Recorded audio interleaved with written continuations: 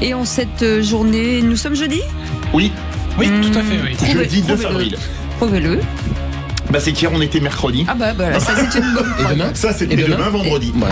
Dans les trois cas c'est ravioli. Oh là là là, quelle culture incroyable. Eric Revel est avec nous, Sébastien Ménard, Rudy Mana. Qu'est-ce qu'il y a ? Pas de pub. Non, c'est pas de marque. non, alors bon. Dites deux autres marques. Non, sucru. Non mais je Le plaisante. sucru. Et c'est pas facile. Hein. Dossy. Oui, Dossy. mais ça c'est des fruits et légumes. Ouais, c'est pas grave. Bientôt il va vous dire Peugeot pour les raviolis, c'est cohérent. Oui, voilà. Il y a un Ménard qui regarde son téléphone pour le kiki l'a dit là. Ouais, bah non, de toute façon, il a pas de réseau, donc c'est pas un problème. Vous inquiétez pas pour moi. Tout de suite, seul contre tous. Les vraies voix Sud Radio. Seul Contre tous. Et seul contre tous, et on démarre avec qui on va démarrer ? Comme vous voulez. Avec vous, Philippe David. Vous dites qu'il faut supprimer, écoutez bien, l'impôt sur le revenu. Oui, alors aujourd'hui commencent les déclarations en ligne de l'impôt sur le revenu. Alors déjà, j'aime pas trop les déclarations trop en ligne parce que je pense notamment à nos aînés qui n'ont pas toujours Internet et qui ne savent pas toujours s'en servir. Ça, c'est un vrai sujet. Et alors, je vais vous dire pourquoi je suis contre l'impôt sur le revenu. Je vais pas me faire que des amis, mais tant pis. Tout d'abord, il y a que 43% des foyers français qui le payent. Donc moi, je considère que si 57% des foyers ne le payent pas, il y a 43% de couillons, dont j'ai la malchance ou la chance, comme on voudra, de faire partie. La deuxième chose, c'est que nous avons en plus un code des impôts avec des milliers d'articles qui prend des pages chaque année. Moi, j'ai quelques amis avocats fiscalistes qui m'ont dit, ce qu'il y a de bien avec le code des impôts, c'est que si tu te fais redresser sur une chose, que tu prends un bon fiscaliste, il trouvera toujours un article qui dit le contraire de celui pour lequel on veut te condamner. Donc il me dit au moins c'est réglé. Ensuite, donc les niches fiscales sont un gros problème parce que des gens qui gagnent beaucoup d'argent arrivent à déduire parce qu'ils ont de bons conseillers fiscaux, etc. Ça me pose question. La troisième chose, c'est démotivant parce qu'il y a les tranches. Je vais vous prendre un exemple. Vous êtes directeur commercial ou commercial. Vous avez une super prime parce que vous avez tiré un contrat énorme. Et là, vous sautez une tranche aux impôts. Et en fait, finalement, vous gagnez pas d'argent, vous en perdez. Et ça, je trouve que c'est totalement démotivant. Alors moi, je suis pour qu'on maintienne l'impôt sur le revenu. Mais si 100% des gens le payent, non, si 100% des gens le payent, quitte à payer 20 euros par an ou 50 euros par an, parce qu'il y en avait comme Marc Blondel qui disait à l'époque même à 1 euro, mais 1 euro, ça coûte plus cher à percevoir qu'autre chose. Donc c'est pas la peine. Mais moi, alors comme c'est pas faisable, moi je dis que je suis contre l'impôt sur le revenu. Et surtout, rappelons, alors là, je vais vraiment pas me faire que des amis.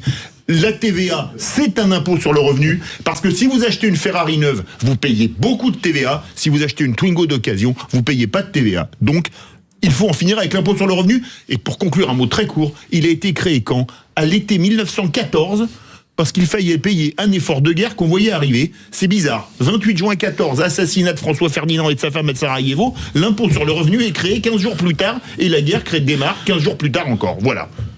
Bon, dans tout ça. Alors d'abord, Philippe a eu une pensée pour nos aînés. Oui. Qui n'ont pas forcément le doigt agile sur le clavier pour déclarer en ligne leurs impôts. C'est vrai. Bon, d'abord, si ce sont nos aînés, mon cher Philippe, c'est qu'ils sont à la retraite. Et s'ils sont à la retraite, il y a un prélèvement à la source.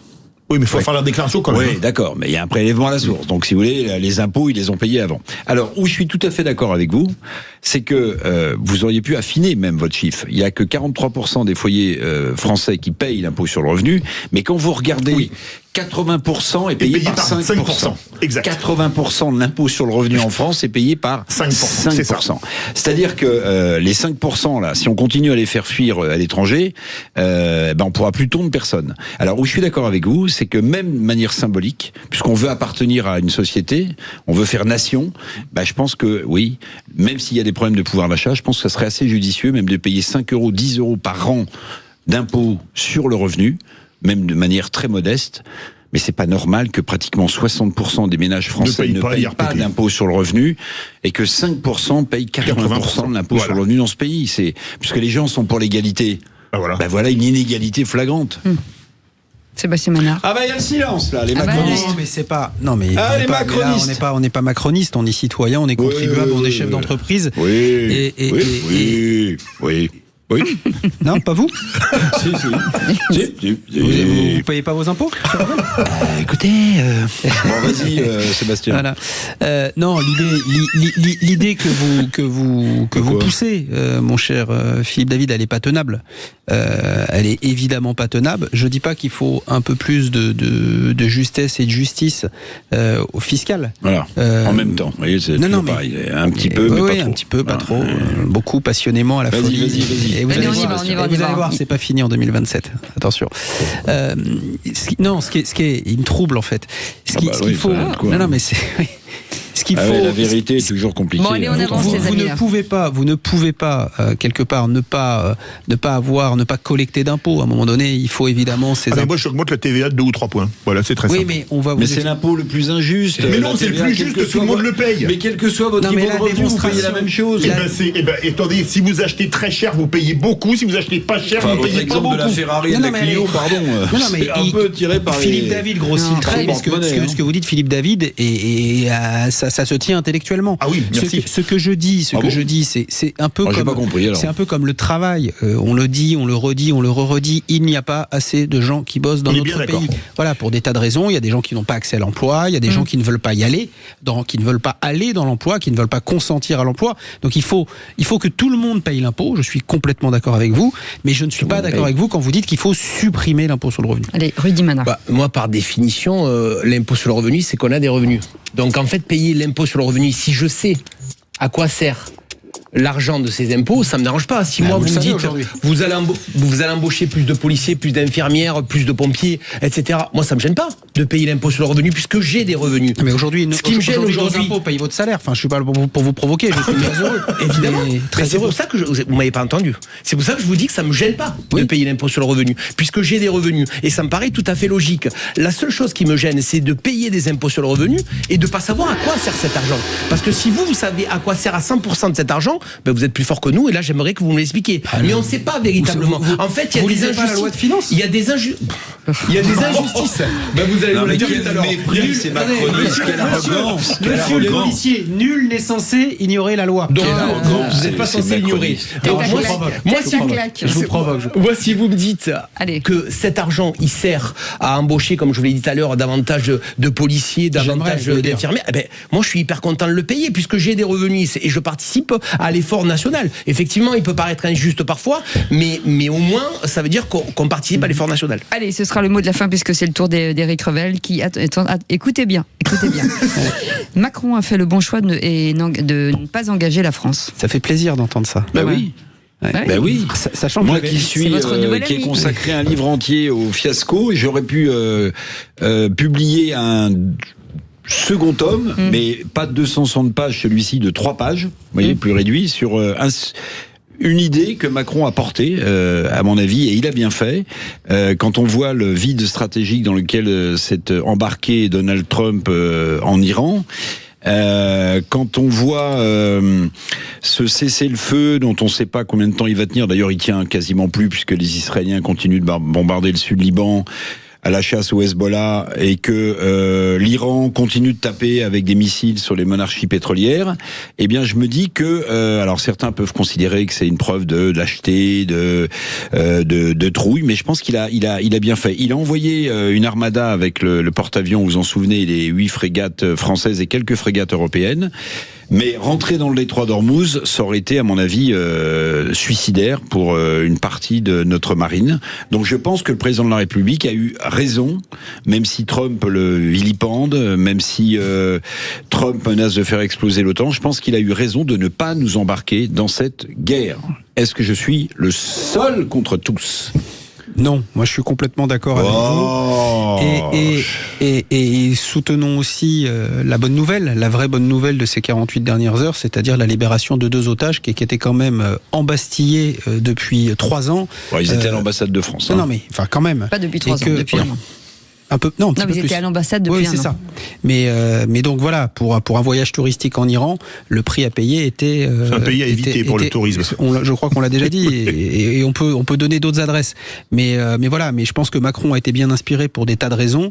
Évidemment, des raisons géopolitiques et de politique intérieure aussi, parce qu'on sait que la culture politique, l'ADN politique en la matière est plutôt chiracien que j'ai envie de dire hollandiste. Voilà, c'est une vision pro-arabe très clairement, soutenue par Emmanuel Macron, et la volonté de ne pas intervenir et de garder une forme de neutralité, à la fois pour le coup ont servi les intérêts de la France, les intérêts géostratégiques, les intérêts stratégiques et puis les intérêts de politique intérieure. Rudy Mana. Oui, moi je suis plutôt d'accord aussi, mais moi je pense aussi au territoire national. Les risques terroristes que ça leur aurait engendré aurait été multiplié par 10. Déjà aujourd'hui. Déjà le niveau est haut, c'est ça. Déjà que le niveau. Et alors ils inventent toujours des couleurs, des trucs rouge écarlate, rouge méga écarlate. Bon là, ça aurait été rouge qui pète tout l'écarlate. Noir, en fait, ça aurait été noir écarlate presque. Donc là, en fait, l'inquiétude que j'ai, c'est que déjà les renseignements, franchement, il faut tirer notre chapeau aux renseignements territoriaux, à la DGSI, qui font un travail remarquable pour informer tout ça. Mais il y a déjà des risques terroristes importants. Imaginez si on était rentré avec force dans ce conflit. Honnêtement, je pense que les répercussions auraient été extrêmement graves pour la France. Ça ne veut pas dire qu'on les aura pas, Rudy. Ça ne veut pas dire qu'on les aura pas, tout à fait. Certains considèrent que c'est un déshonneur de ne pas être intervenu pour éviter les actes terroristes. On aura sans doute, comme disait Churchill, le déshonneur et les actes terroristes. C'est aussi un point de vue de certains. Mais ce que je veux dire, Philippe, c'est qu'on est extrêmement vigilant. Eric, arrêtez de m'appeler Philippe. Mon deuxième prénom, c'est Bernard. Parce que je suis je vous appelais Bernard. Eric, pardon. Mais ce que je veux vous dire, c'est que le risque, il existe déjà. Il existe vraiment et il est extrêmement important en France, et on a été fortement frappé par le terrorisme en France. Donc aujourd'hui, rajouter encore une difficulté supplémentaire au travail des policiers qui travaillent d'arrache-pied là-dessus, franchement, ça aurait été encore plus compliqué. C'est dans ce sens, moi, que je vous dis les choses. Donc je pense que c'est plutôt une bonne idée de ne pas être entré. C'est pas forcément un déshonneur. Non, je suis d'accord. Franchement, c'est quoi le déshonneur ? Le déshonneur parce qu'on n'envoie pas des bombes sur des pays ? Non, c'est pas un déshonneur de ne pas faire ça. Permettez-moi d'être dissonant, mais il est 17h41 et dans cette émission, j'ai déjà entendu beaucoup de choses. L'allégorie de Sébastien Ménard comparant Édouard Philippe à la Madone, ça c'était quand même très fort. Madone des sondages. Absolument.